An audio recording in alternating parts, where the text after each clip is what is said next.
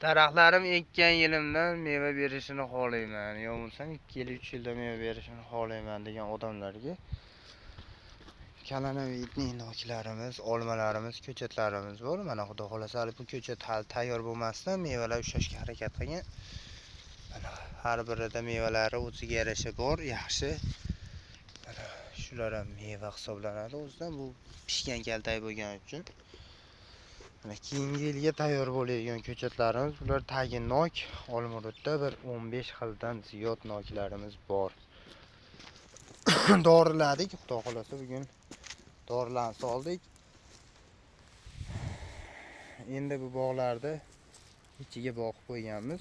Ichidan foydalanish maqsadida bog' yosh bo'lganligi uchun bular eski sort elber shoftoli bo'lganligi uchun shularni o'zimizga ma'qul deb bilganimiz uchun rasmiy Moskva shularda ham tonnasi ko'pligi uchun shulardan qilganmiz. To'g'ri, bag'a Flariba boshqa sortlar ham bor. Endi iloji yo'q.